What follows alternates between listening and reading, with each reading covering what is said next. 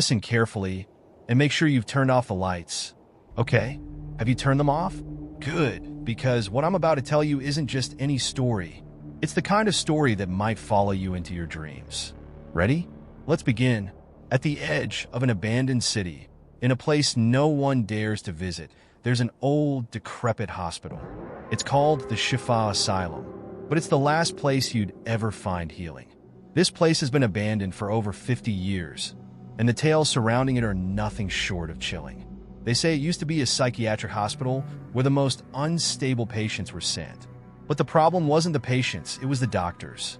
Stories abound of bizarre experiments, torture chambers, and patients who vanished without a trace.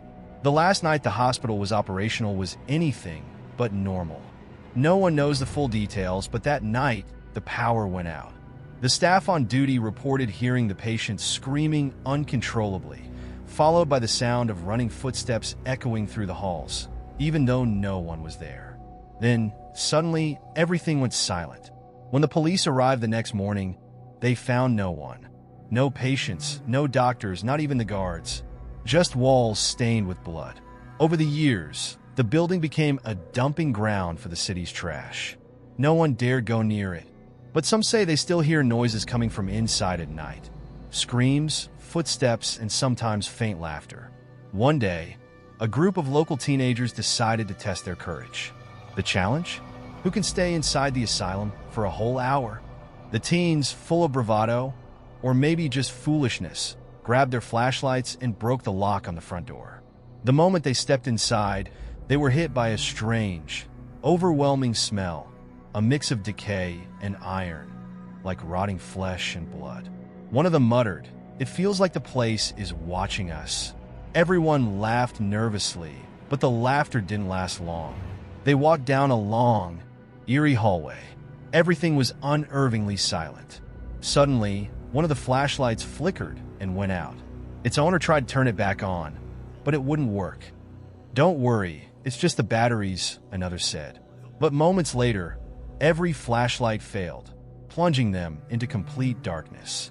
Then they heard it, heavy footsteps echoing from one of the nearby rooms. At first, they thought it was just their imagination. But as the sound grew louder, they began to hear heavy breathing accompanying the steps. One of them whispered, "I'm not saying we're in danger, but maybe we should leave." Before they could move, a nearby door slammed open. From the darkness of the room, a tall shadow emerged. Its face was obscured, but its movements were unnatural, as if it was walking on broken bones. The teens panicked, running in all directions, desperate to find an exit. But the asylum seemed to twist and shift. The hallways led them back to where they started. Every attempt to find the main door ended in failure. Finally, one of them found a broken window. He jumped through it, landing outside and sprinting home without looking back. When he reached his friends in the neighborhood, they asked him about the others. "You're the only one who made it back. Where are the rest?" His voice trembled as he replied, "I don't know. They were right behind me." It said the others were never found, and the boy who escaped started having nightmares every night. He swore he could hear footsteps outside his window and see a tall shadow standing in the corner of his room when he opened his eyes.